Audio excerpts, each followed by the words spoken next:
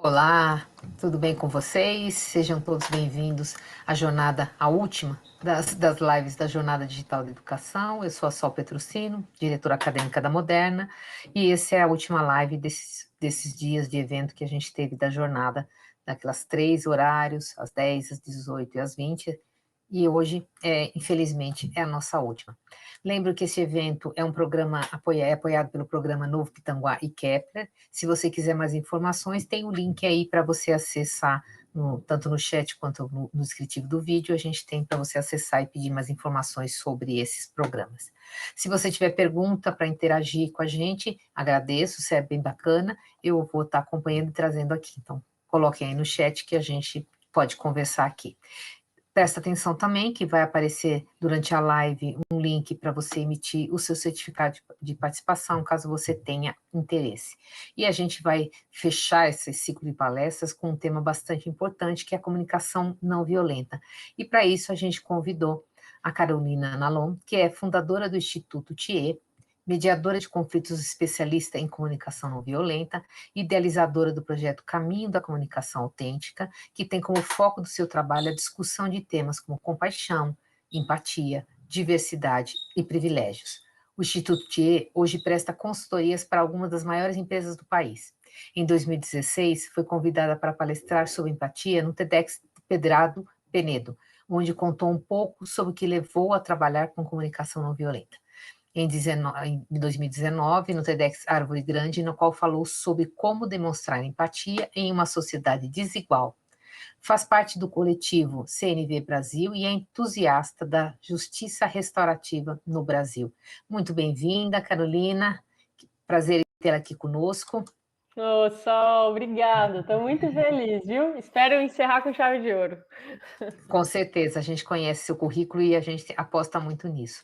Para a gente começar a conversa, acho que é bacana a gente, para todos que nos estão assistindo, a gente conceituar o que é comunicação não violenta, né? O nome não ajuda muito a entender a complexidade que está por trás desse conceito, né? A gente até parece que é uma coisa muito simples, não é, é extremamente complexa e importante nos dias que a gente vive, na complexidade da sociedade que a gente vive.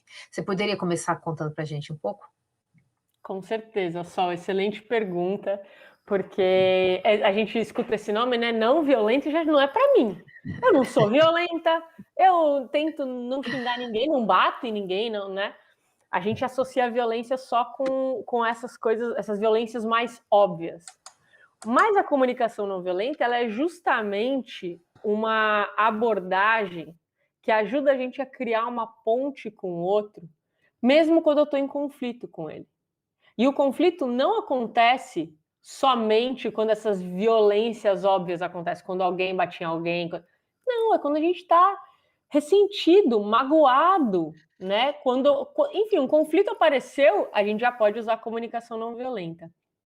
E é interessante que é comunicação não violenta, porque o Marshall Rosenberg, que foi o psicólogo americano que desenvolveu, né, essa abordagem, ele percebeu que o que faz a gente escalar um conflito, ter um conflito, escalar o conflito, o que afasta a gente da nossa vontade de colaborar um com o outro, de ser compassivo um com o outro, é justamente a nossa linguagem. Que a linguagem é a chave. Por quê? Porque a maneira como a linguagem se desenvolveu para a gente conversar um com o outro, independente de qual língua as pessoas humanas falam, é uma linguagem dual e de dominação.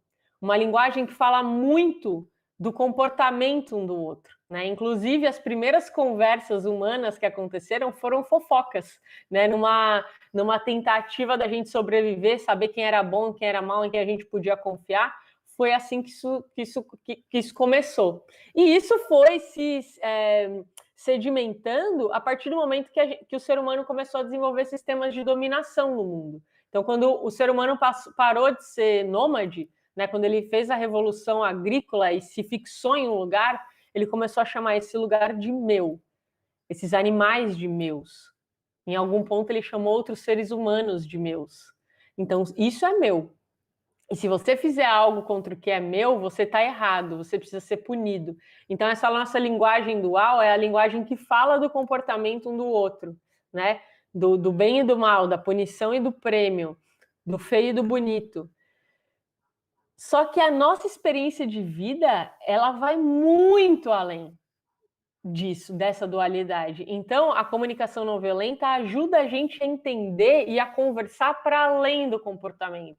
Um princípio fundamental da comunicação não violenta é que por trás de todo comportamento existe uma necessidade e que toda agressão é a expressão trágica de uma necessidade não atendida. Então, ele aponta um norte para a gente fazer da compaixão uma prática dialógica nos nossos relacionamentos no dia a dia.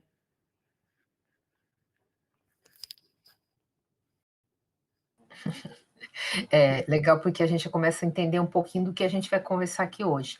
A professora Cristiane, ela colocou aqui esse assunto é de suma importância nos dias de hoje, e é mesmo, aliás, cada vez ganha mais relevância, porque na verdade a gente, cada vez mais a sociedade tem desejos não supridos, tem necessidades, e essa complexidade vai gerando essa necessidade desse diálogo. Agora, quando a gente fala de uma comunicação, eu entendo dois lados, até ontem a gente também estava falando sobre comunicação. Tenho eu e tenho quem está escutando ou vice-versa, que está fazendo esse diálogo. Mas se eu só do meu lado tiver a intenção de trabalhar a comunicação não violenta, rola? Ou eu preciso que a gente esteja ligado, os dois estejam com essa disponibilidade para isso? Maravilhosa pergunta, porque é claro que é muito mais gostoso quando o outro tá junto, quando o outro topa comigo, olha, não tá sendo legal o que está acontecendo com a gente, vamos conversar, né? Ao mesmo tempo, o próprio Marshall, ele falava que para construir um padrão de relacionamento são necessárias duas pessoas.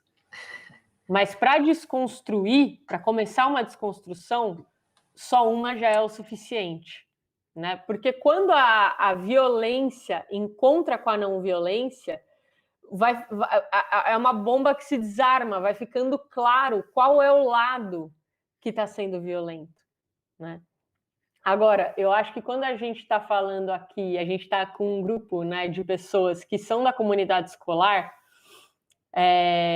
eu acho que tem várias coisas para considerar. Tem essa relação direta, aluno-professor, tem a relação professor-classe, tem a relação professor-diretor, que também é direta, mas tem a relação grupo de professores e diretoria, tem a relação da galera da escola e o grupo de pais.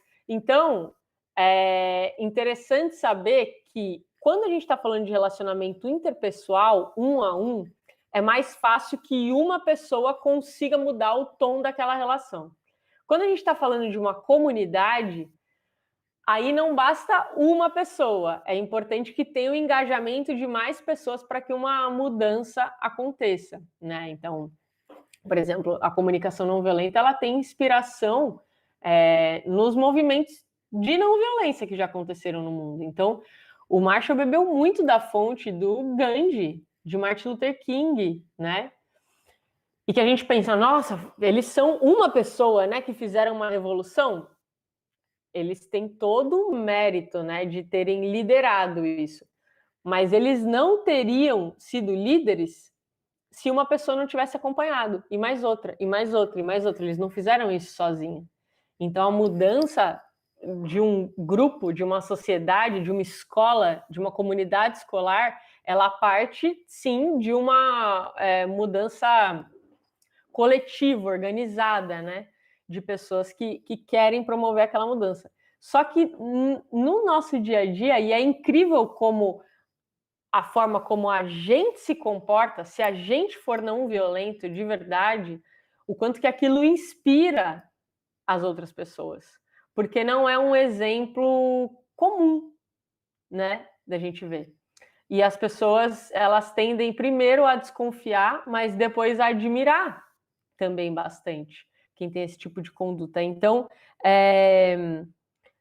eu entrei para começar a estudar e praticar comunicação não violenta e decidi trabalhar com isso quando eu mudei a maneira como eu conversava com a minha mãe. Eu achava que era uma coisa assim, a relação tá dada, não tem como isso mudar. Eu amo muito a minha mãe, mas a gente vai brigar para sempre. Eu tinha 25 anos na época. 24. Hoje eu tenho 34. E aí eu falei, cara, mas esse moço aqui, né, tá aqui o Comunicação Não Violenta, ele fala lá no livro que demonstrar empatia é diferente de sentir empatia. E eu acho que eu, de fato, nunca demonstrei empatia para minha mãe. E aí eu me lembro de um dia que ela chegou estressada comigo, eu tava morrendo de saudade dela, ela chegou estressada e eu fiquei com a minha vontade de ser carinhosa com ela, foi embora, foi minada a vontade. E eu fui pro banheiro para pensar, eu falei, meu Deus do céu, como que eu posso ter empatia agora, no momento que eu não tô com zero vontade? Eu pensei, mas o que pode estar acontecendo com ela, né? E aí tinha sido um fim de semana que ela tinha ido num evento de família sozinha, tal, e eu cheguei para ela e falei, mãe, você tá triste porque você queria que eu tivesse ido com você no casamento? E aí ela começou a falar mais, falar mais, falar mais. E aí foi a primeira vez na minha vida que começou um conflito e no final nós duas estávamos conversando. E veja, foi um esforço ali, em primeiro lugar, da minha parte, de tentar me esticar. E para aquele momento foi o suficiente para desarmar aquela bomba, aquele conflito em potencial. E foi uma das melhores conversas que eu e minha mãe já tivemos na vida aquele dia.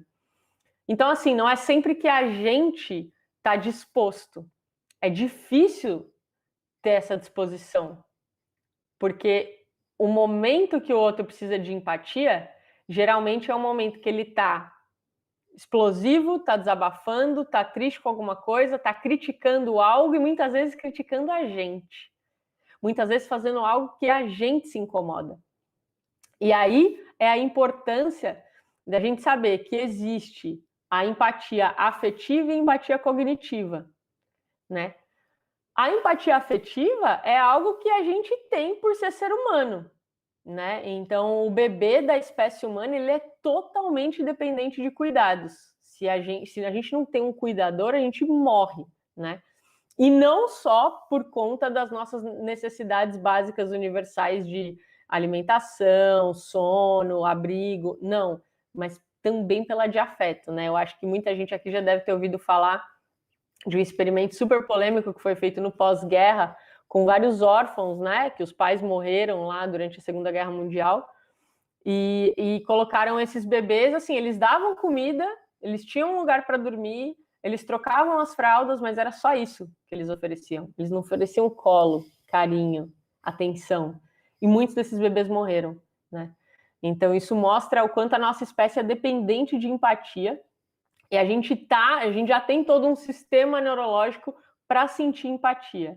Mas ela ao mesmo tempo é uma armadilha. Por quê? Quando eu sinto empatia? Quando é fácil para mim sentir empatia? Quando alguém que eu gosto está passando por algum apuro.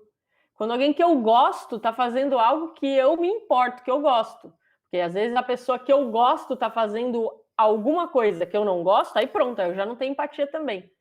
Então, essa empatia afetiva, né, se a gente deixar só por conta da nossa natureza, assim, da fisiologia, a gente não vai viver a empatia no nosso potencial máximo. Então, a gente tem a capacidade de processar a empatia num outro nível, que é de olhar alguém fazendo algo que a gente não gosta e ainda assim a gente se esticar até ela e conseguir entender o que será que está acontecendo com essa pessoa. Por que essa pessoa está fazendo isso? Qual a necessidade que ela está tentando atender? Com que sentimento ela faz isso, né? E aí, a partir do momento que eu me abro com essa curiosidade de realmente conhecer o mundo do outro, muitas vezes eu até me surpreendo que esse aspecto emocional ele pode aparecer. Depois que eu consigo compreender e ter uma ideia, né, dos motivos e do contexto do outro, às vezes essa afetividade até brota. Então, eu sei que é desafiador, muitas vezes, a gente ser essa pessoa que vai se esticar até o outro, mas tem um potencial muito grande, Sol, de conseguir fazer o tom do relacionamento mudar. É para o outro e é para a gente também, né? Porque parece assim, estou sendo benevolente com o outro, estou sendo empático, não, é para você também, né? Porque esse bem-estar é vivido, é vivenciado por todos. Você estava falando, antes de você citar o Gandhi, eu fiquei pensando, o Gandhi como uma contaminação do bem, uma questão Uhum. de você poder transmitir isso para várias pessoas. Você estava falando também de um outro tema, aliás, eu também olhei aqui. A técnica do livro do Marshall, porque tem técnicas, e você também comentou a questão de suprir necessidades. Queria que a gente aprofundasse um pouquinho, né? Como que a gente consegue identificar e suprir necessidades para gerar. Você deu o exemplo da sua mãe, que você já deu um pouco da dica, mas vamos aprofundar um pouquinho mais nisso, por favor? Com certeza.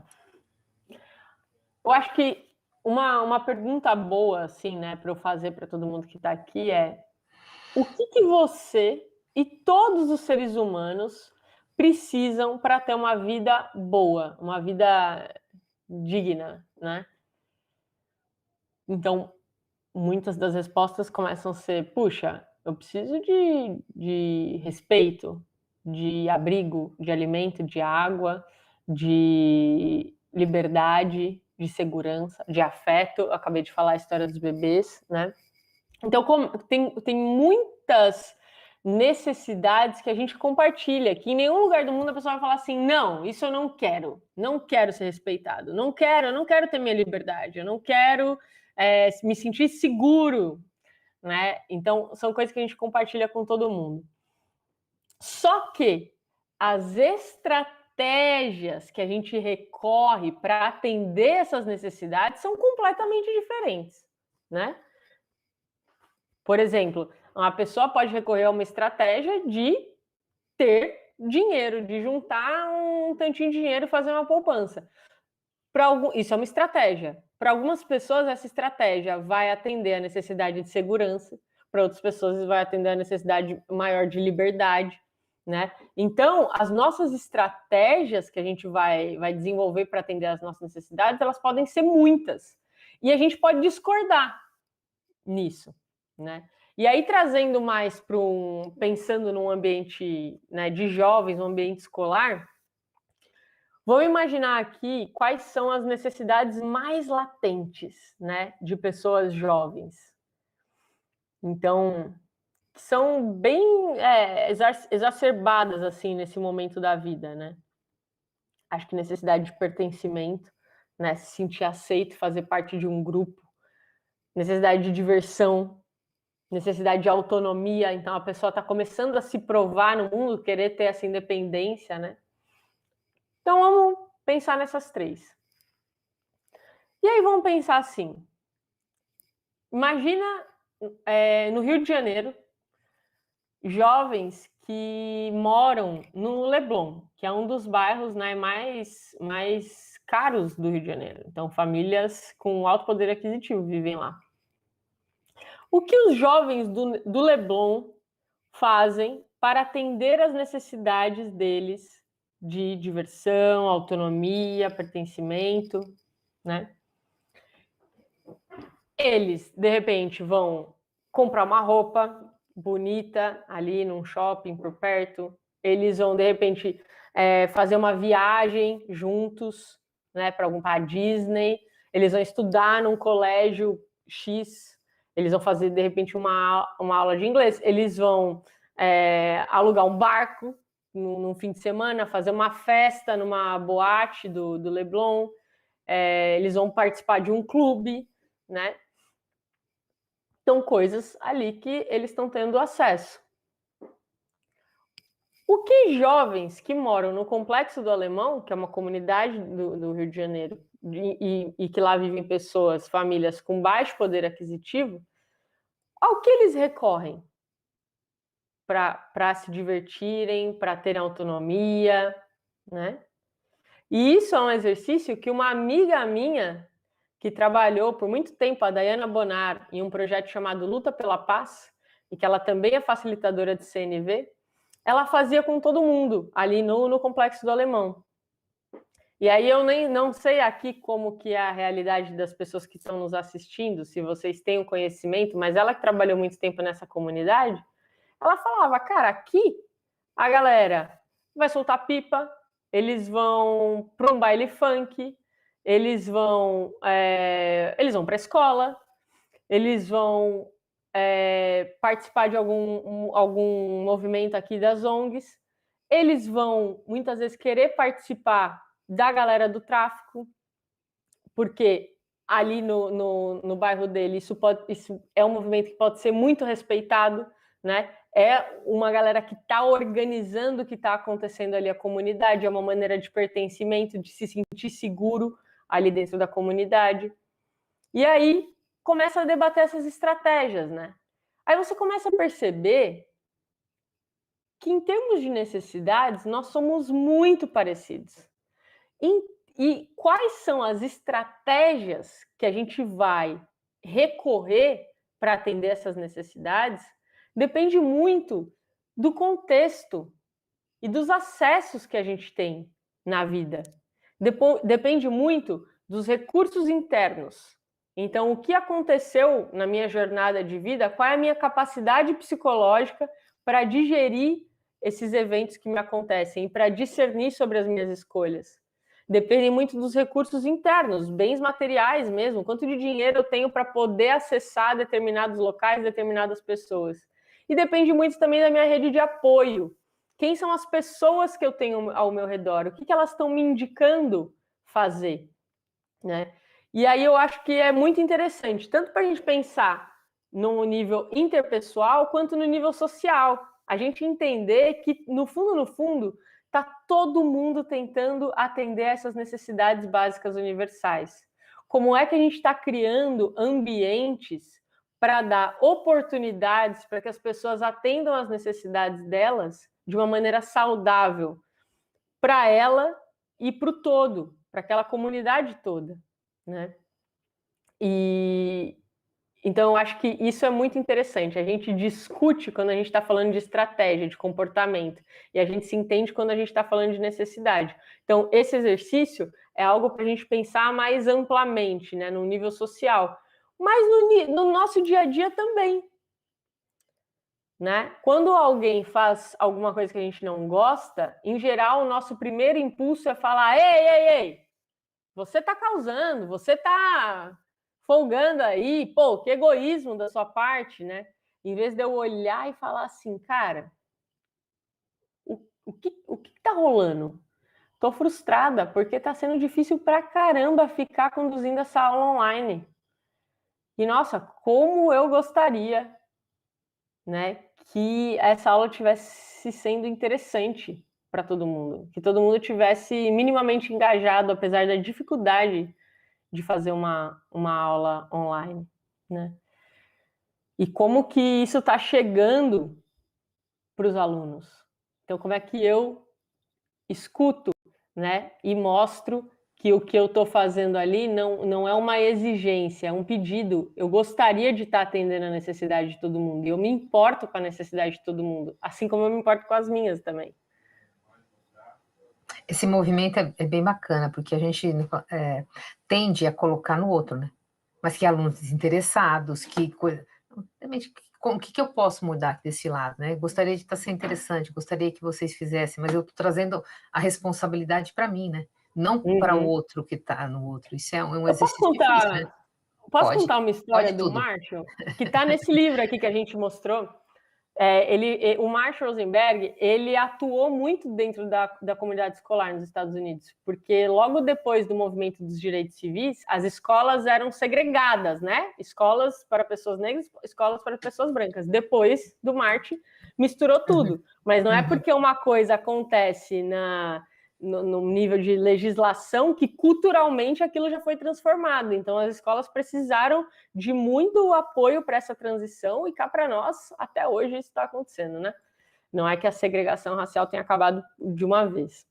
E aí o Marshall, nesse processo, ele fala que um dia ele chegou numa sala que todo mundo falou, ó, Marshall, vai lá conversar com esses alunos que eles são assim da pá virada, tal. E aí a CNV fala muito dos rótulos, né? Quando a gente dá um rótulo para alguém, aquilo acaba se tornando uma profecia autorrealizável, porque a pessoa recebe uma informação ali na identidade dela, ela fala, caraca, para a pessoa conseguir me ver de outra forma, vai ser tão difícil que eu vou ficar nesse papel aqui mesmo, né? E acaba não conseguindo mudar. E na hora que ele entrou na sala, ele falou, realmente o que estão fazendo com essa turma aqui, falando que eles são terríveis, é porque é terrível mesmo. Aí ele chegou e falou assim, bom, pessoal, eu gostaria de chamar vocês para a gente conversar aqui sobre uma maneira de resolver conflitos.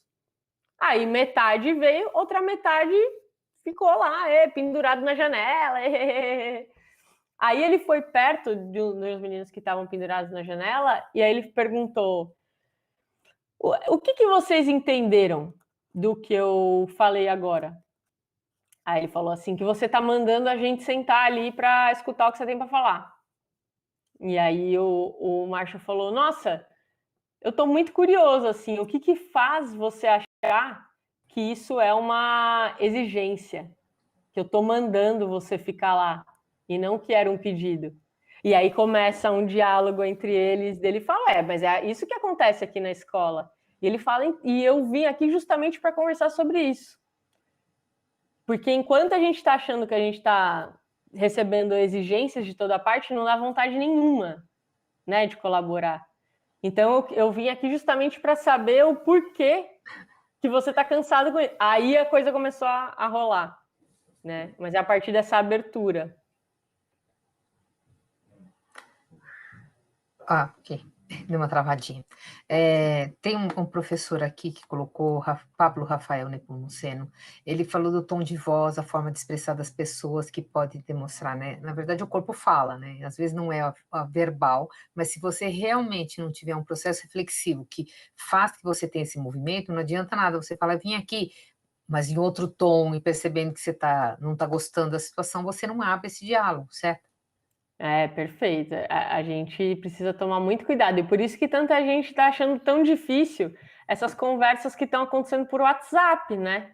Tanta coisa importante, tanto grupo de trabalho, tanto grupo de família, que acontecem desentendimentos justamente porque falta o não verbal, falta essa leitura da intenção e do tom de voz, né, com que a pessoa está dizendo. E sim, a gente precisa cuidar muito disso para não passar informações contraditórias, né?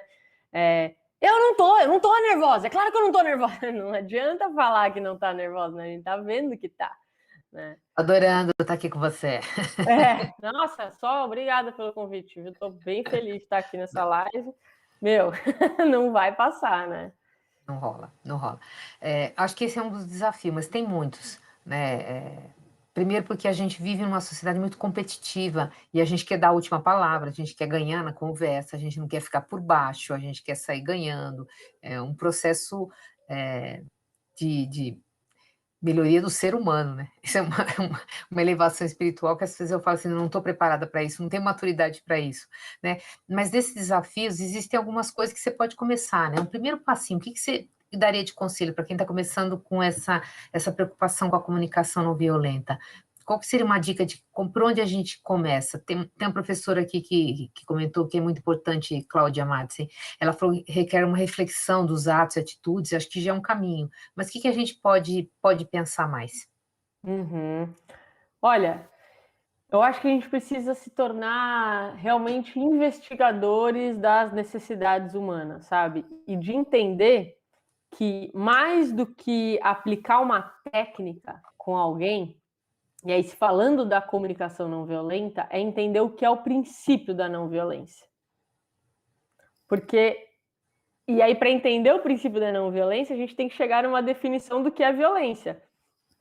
Eu falei lá no início que a gente não pode entender violência só como algo óbvio, de bater, xingar, né? Tem uma descrição muito boa da Simone Weil, que ela fala que a violência é quando eu coisifico o outro.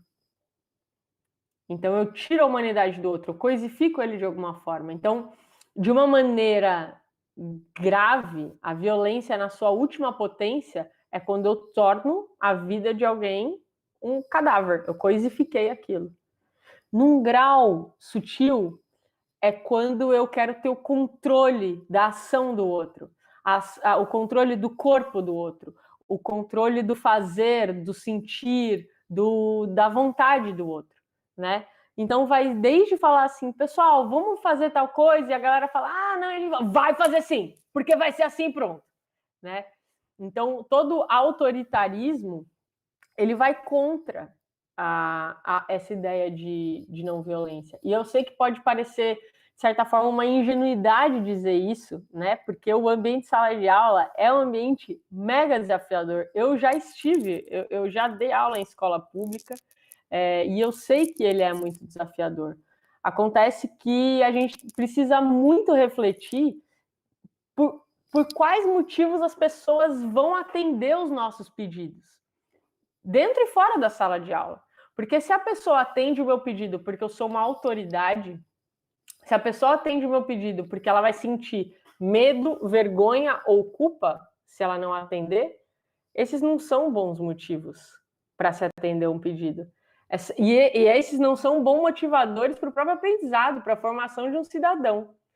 Né? Então, o que a gente quer aqui é que a pessoa atenda um pedido porque ela quer, porque ela viu sentido naquela colaboração.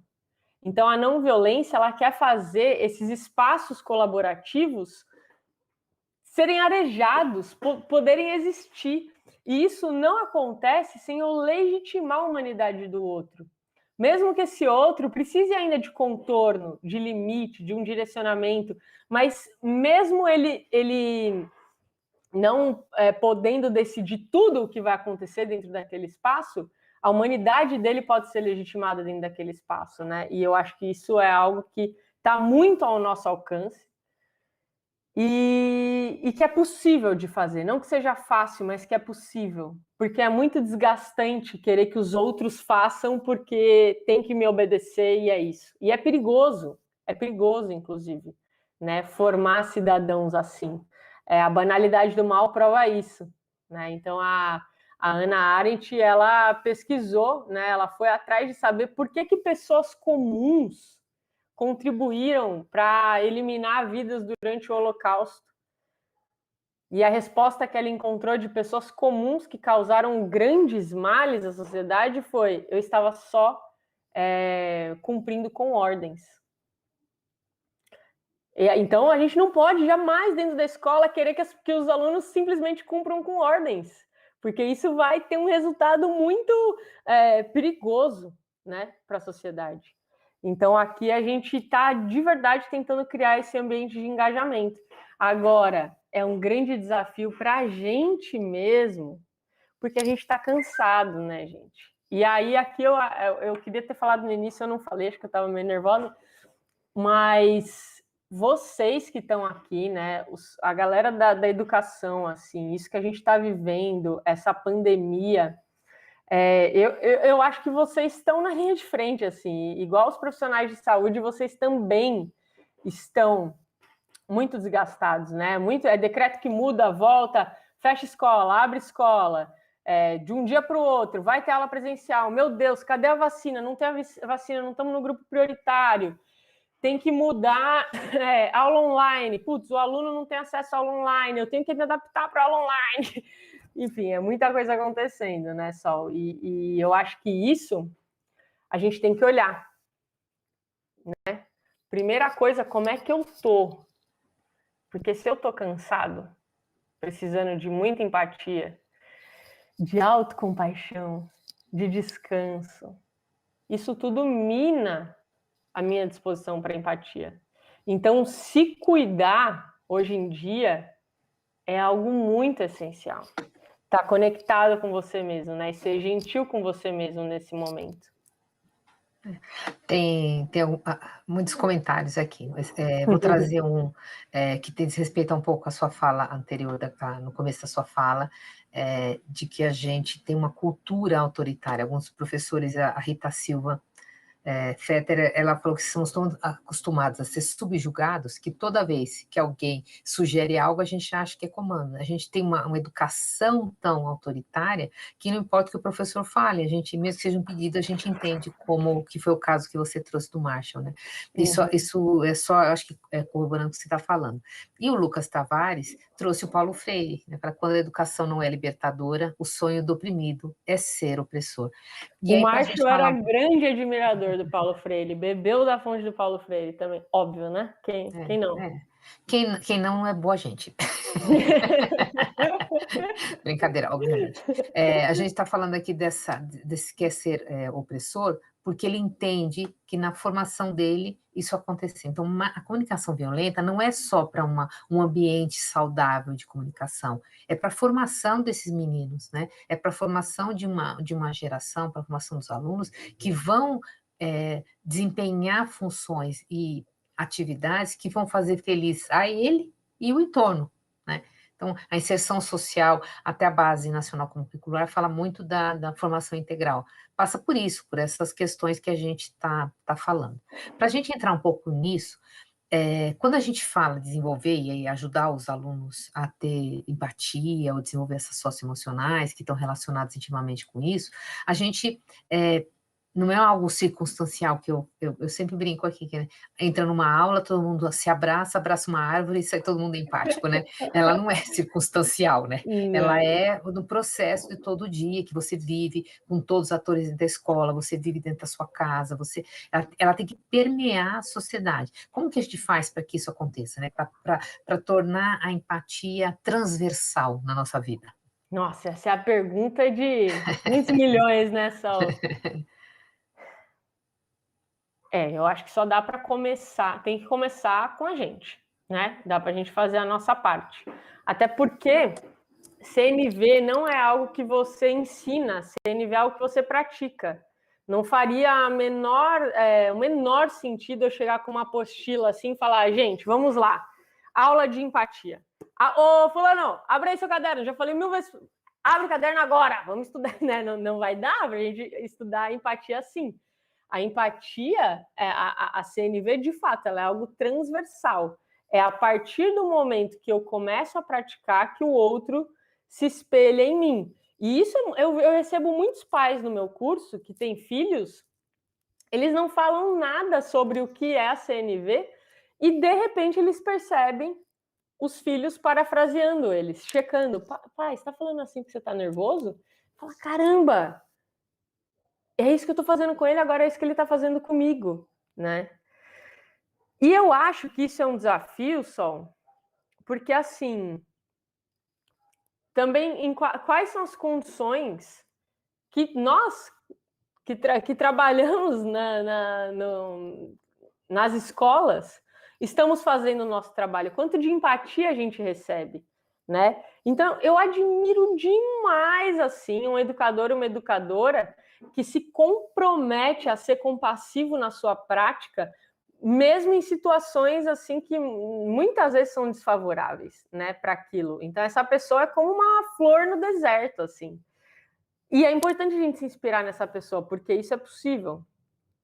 Mas eu acho que a mudança mesmo começa quando as estruturas podem favorecer, né, para que esse ambiente de colaboração exista. Tem uma teoria que chama a teoria das janelas quebradas, né? Eles fizeram um experimento que eles abandonavam um carro em um bairro super perigoso, que tinha um monte de assalto, não sei o quê. E aí eles abandonaram esse carro lá e o carro ficou por vários dias sem acontecer nada com ele, né? Então ninguém roubou, ninguém fez nada. Passaram uns dias, os pesquisadores foram lá e quebraram a janela do carro e largaram o carro lá com a janela quebrada.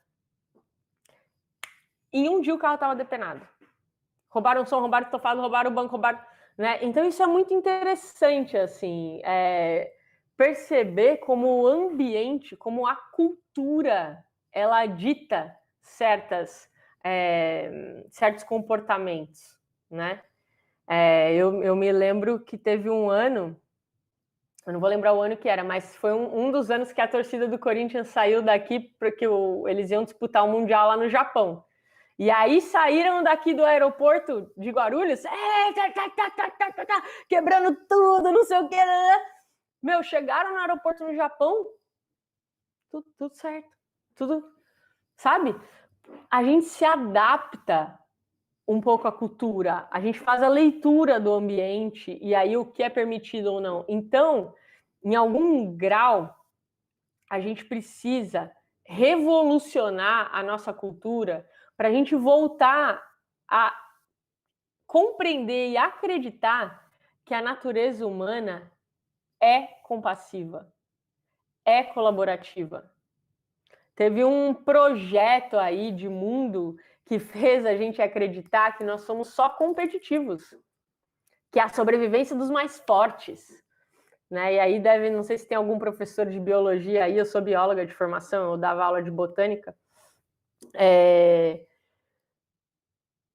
Isso foi uma interpretação mega equivocada lá da teoria da evolução de Darwin. As pessoas acharam assim, a sobrevivência do mais forte. Então, vamos fazer aqui esse capitalismo selvagem, vamos um matar o outro mesmo, porque é isso que é a natureza humana. Né? Ninguém olha alguém ajudando alguém e fala, caramba, olha lá a natureza humana. A gente só fala, olha lá a natureza humana, quando as pessoas estão cometendo crueldades umas com as outras. Então, a gente está com uma baixa autoestima. A gente precisa se lembrar mais que nunca foi a sobrevivência do mais forte. Sempre foi a sobrevivência do mais adaptado. E a colaboração é uma força tão importante para a sobrevivência, para que essa adaptação pudesse acontecer, quanto a competição. Na espécie humana e em outras espécies também. Tem um biólogo chamado Franz de Waal que ele escreveu um livro só sobre isso, chamado A Era da Empatia. Então ele fala, se a gente vai definir o nosso modelo de sociedade por base nas leis naturais, então que pelo menos a gente compreenda com clareza o que são essas leis aí da natureza, né? Para a gente construir um modelo de sociedade que tenha a ver com isso. O próprio Richard Dawkins, que escreveu O Gênio Egoísta, hoje em dia ele dá palestras falando, eu me arrependo de ter dado esse nome para o livro. Eu devia ter dado O Gênio Infinito, porque era isso que eu estava querendo dizer. Porque o pessoal vê lá a hipótese do gênio egoísta e fala, então os indivíduos são egoístas. Os indivíduos não são só egoístas. Eles são também muito compassivos. E é interessante porque daí indo para outro lado, né? Se você for reparar assim, o Marshall estudou religião comparada. Qual que é o mínimo denominador comum de todas as religiões? Que estão há milênios aí. Qual é a mensagem principal que há milênios vem sendo falado, né, por todas as religiões? Compaixão. Pratique compaixão. Pratique compaixão. Né? A gente tem esse potencial de compaixão muito grande dentro da gente. E nada limita ela. Né? Então, eu falei aqui da realidade de jovens do Leblon, jovens do Complexo do Alemão. Em termos de compaixão, de florescimento humano, todos esses jovens têm. O que quando a gente marca essas diferenças, não é para falar que um ser é mais limitado que o outro, não. Mas que um ser está tendo menos acesso que o outro. E aí, quando a gente está pensando em não violência, a gente está pensando em construir um ambiente mais justo, em que todos possam ter acesso, de satisfazerem essas necessidades, de terem vontade de colaborar uns com os outros, de colaborarem com a sociedade, né? Então, no fundo, só eu acho que é isso, sabe? A gente precisa ter uma mudança de cultura. E, em última instância, saber que se não tem diálogo, se a gente não acreditar mais no diálogo, é porque a gente deixou de acreditar na democracia. A gente deixou de acreditar na humanidade. Mais sério que isso. E aí, qual é a alternativa? Né? A barbárie. A gente quer voltar para isso? A gente quer, né? Bióloga também, estamos juntas. A minha primeira faculdade foi biologia. É claro que a gente... até porque a mídia passa algumas informações equivocadas, né? De evolução, e conceitos muito rasos, e aí, obviamente, não entende que é mais adaptado. Mas tem uma construção histórica de competição, de levar vantagem, de só mais... eu preciso pisar no outro para poder me sobressair, e isso foi uma construção histórica, não é natural, mas é um pouco histórico que tem que reverter.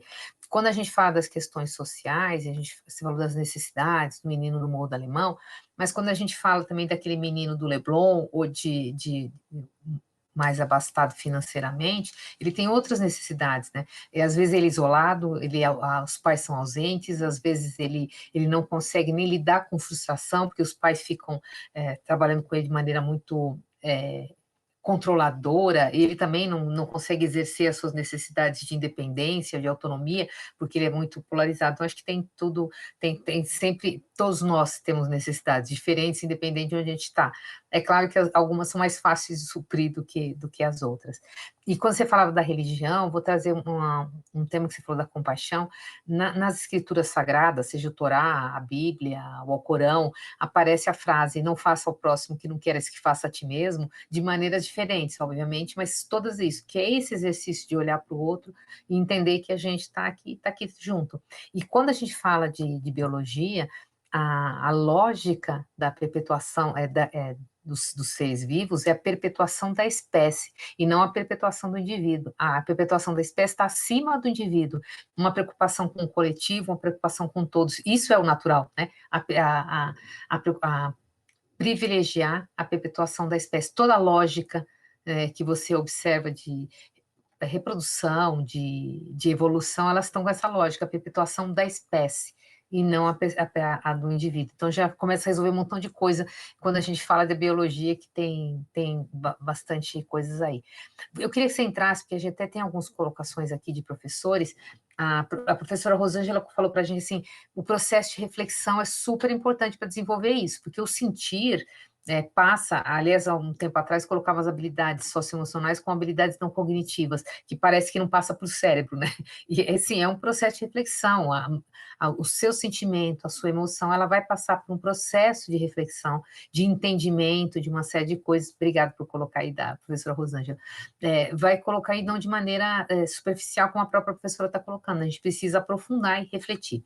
Esse é um processo, para você ajudar ele a refletir, que depende um pouco da gente e um pouco do que são em torno. Eles também levam a gente a parar para refletir. De repente, a gente não se dá conta, é importante o outro. Num espaço que a gente está vivendo agora, de isolamento, de mortes, de tristeza, que todos estão vivendo, me solidarizo se alguém aqui perdeu alguma pessoa querida e está vivendo esse momento de luto, que não é fácil, mas a gente também absorve um pouco disso. Então, nesse período que a gente está falando de isolamento, como a gente consegue ajudar o outro a refletir? As percepções são através de uma tela. Será que eu consigo perceber todas essas necessidades? O que impacta eu estar nessa tela que a gente anda habitando? Muito bom, Sol. Ó, eu acho que antes de mais nada, a comunicação não violenta tem dois grandes eixos: o da empatia, como eu demonstro que eu escutei o outro, e o da autenticidade, como eu falo que é importante para mim de uma maneira que o outro esteja aberto para me escutar, né? Só que esses dois grandes eixos, eles nascem de quem? De mim, da minha autoconexão. Sou eu que vou praticar aquilo. Então, o que é que está acontecendo comigo? E o que é que está acontecendo com a gente nesse momento, né? Então, primeira coisa, autocompaixão. E a autocompaixão, ela tem 3 pilares. O primeiro, que é o da atenção plena, que é reconhecer que um sofrimento existe, né? A compaixão é a vontade que o outro se livre do sofrimento, das causas daquele sofrimento. E aí, quando a gente para pensar que uma das coisas que faz aquele sofrimento ficar ali, a gente não conseguir digerir, é justamente porque a gente não para reconhecer e falar: isso existe, isso está acontecendo comigo, né? E não num lugar de desespero, mas num lugar de legitimar e de aceitar. O sofrimento faz parte. O sofrimento faz parte da vida, né? É que às vezes a gente esquece, às vezes a gente fica querendo só ser feliz e não viver. Mas a vida hoje, em 2021, a vida hoje no Brasil em 2021 está sendo essa. A gente vai aceitar e entrar num lugar de comodismo? Não. Mas a gente vai se indignar e viver com raiva, com uma úlcera, e também não vai ser bom. Então eu vou aceitar que isso está acontecendo e com compaixão lembrar, cara, esse sofrimento não está sendo vivido só por mim, está sendo vivido por muitas pessoas. E isso é um momento histórico, né, gente? Viver um período histórico é isso, é um grande trauma para todo mundo. Cada um está processando esse trauma da maneira como consegue. Mas lembrar que é uma experiência compartilhada, é a espécie humana, a gente está vivendo isso juntos.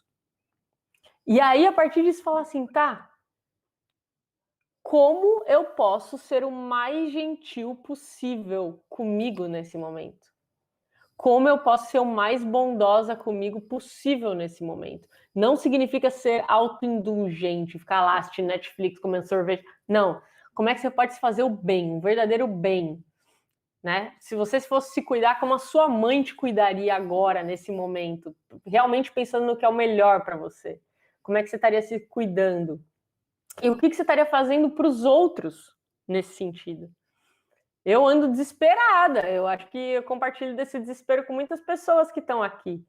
De olhar, meu Deus, a gente acompanha a CPI de Covid, acompanha tudo que está acontecendo, e aí você se perguntar, o que é que está ao meu alcance? Vamos fazer o que está ao nosso alcance. Nossos líderes ficaram loucos. Somos todos líderes agora. Então, quando eu começo a pensar isso, eu falo, cara, eu posso ajudar aqui a completar esse botijão de gás dessa pessoa, eu posso doar máscaras, eu posso ligar para minha avó, vó, como é que você tá? O que eu posso fazer? Então, agora, mais do que nunca, é a hora da gente viver mesmo a compaixão, fazendo o que está ao nosso alcance. E quando a gente começa a fazer isso, a gente vai percebendo que a gente é mais forte do que o que a gente achava que a gente era, sabe? Porque tá muito propício, assim, pra gente ficar mal, deprimido, desamparado. Mas você pode contribuir para a vida de alguém ser melhor. As suas palavras, a próxima palavra que você vai dizer pode mudar a sua vida, pode mudar a vida de alguém, né? Então, mais do que nunca é esse momento da gente se apoiar, assim, de olhar e falar, meu, tá todo mundo mal, vem aqui, toma esse carinho aqui, toma. Vamos conversar sobre isso, sabe? Porque às vezes a gente tá pirando muito assim, vamos ser produtivo, vamos entregar, vamos. Tipo, não, vamos falar sobre isso que tá acontecendo, sabe? Vamos viver isso de verdade, na carne. Você está falando, acho que uma das grandes violências é não reconhecer a dor do outro, né? É minimizar a dor do outro, é achar que é mimimi. Eu acho que é uma das maiores violências, mais do que bater, do que fisicamente, é ruim. E nesse momento, obviamente, eu vivo um movimento de um pouco me preservar. Quando a gente também, quando você fala de autocompaixão, é muita dor, é muita tristeza, é muito, né? A gente começou a contabilizar mortes como se fossem números, né? Ai, diminuiu, ai, graças a Deus, hoje só tem 1000.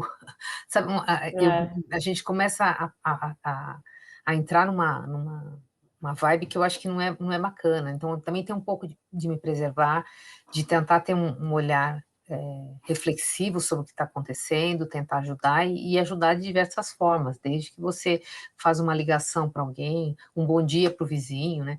Tem um postzinho na internet que nas redes sociais está falando assim, ninguém tá bem, seja gentil.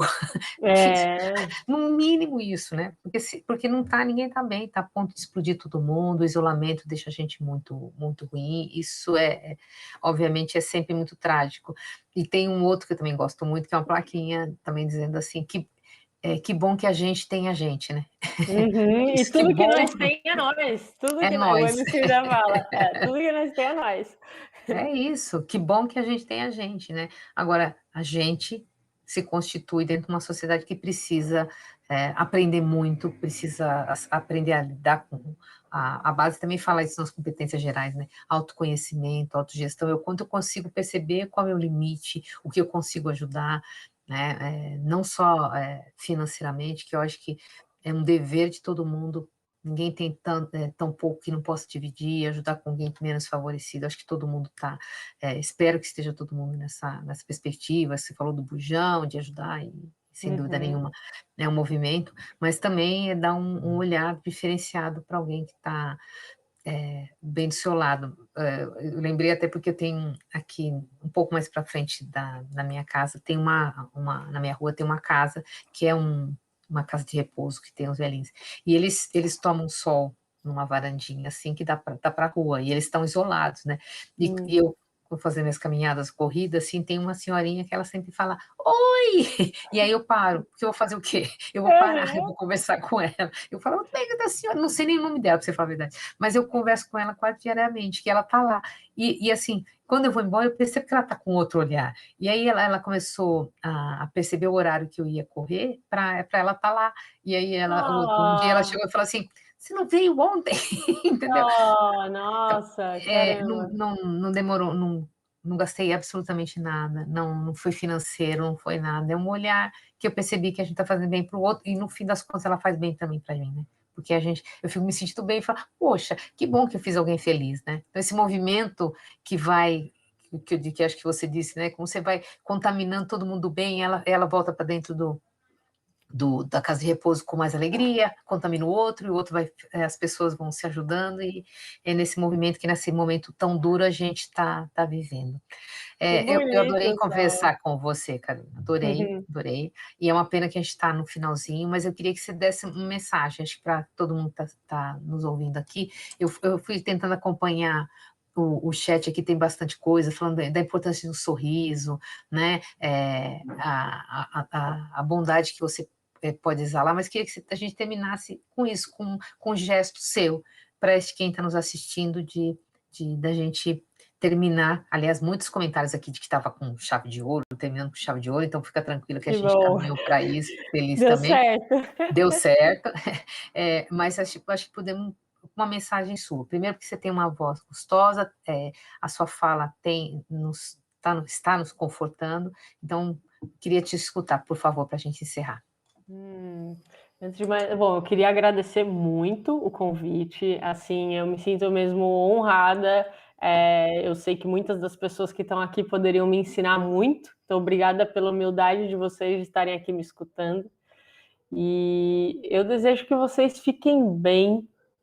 Eu queria dizer que no que depender de mim, vocês vão sempre ser profissionais muito valorizados, que em todos os lugares que eu vou, eu falo quanto que os educadores e educadoras desse país deveriam estar sendo muito mais valorizados. Quero agradecer pelo trabalho que vocês fazem. Eu sei que não está sendo fácil, porque eu converso com muitos educadores diretamente assim, e que sem uma coisa de, vocês são heróis, né? Mas eu admiro mesmo o quanto que vocês continuam, sabe? Eu só estou aqui hoje porque eu tive professores e professoras que marcaram muito a minha vida. Então, vocês fazem a diferença. Vocês fazem a diferença. E quando os alunos, né, veem vocês lidando com as dificuldades, eles estão aprendendo a lidar com as dificuldades deles também. Então, se cuidem, porque e não desistam, porque vocês estão sendo exemplo para alguém. Muito, muito, muito obrigada. A gente que agradece, elas têm muitos elogios com relação à jornada, agradecendo a Moderna. É claro que a gente fica honrado com isso, mas a gente tem que agradecer a vocês também que acompanharam. Tem alguns nomes aqui que todo dia estava aqui, alguns professores que eu fui acompanhando e que foram muito fiéis em estar aqui com a gente. Então, também, muito obrigada a vocês que estavam nos acompanhando por esses dias, os 4 dias de jornada. Quem sabe a gente já organiza outra e a gente está junto novamente. Espero que sim, que vocês nos prestigiem. Se você quiser conhecer alguma coisa da Moderna também, entre em contato. A gente tem muitas soluções para todas as possibilidades de escola, porque esse pensamento que a Carolina trouxe de valorização do professor e de entender que vocês estão com a gente é nosso também. Todos os encontros a gente teve participação, certificado de participação, então você olha aí no linkzinho e na descrição do vídeo no YouTube para emitir o seu certificado se você tiver interesse. Retomo que é um evento, esse evento que a gente está fazendo é uma ação do programa Novo Pitambai do Kepler. Também, se você quiser conhecer essas duas soluções, preenche o formulário que está aparecendo no chat e a gente entre em contato com vocês, tá bom? Muito obrigada, Carolina. Essa é a última live. Obrigada a todos vocês. Foram 4 dias muito produtivos. Sempre que quiser conversar com a gente dá uma conversa com a equipe, entre em contato. Muito obrigada a todos. Uma excelente noite.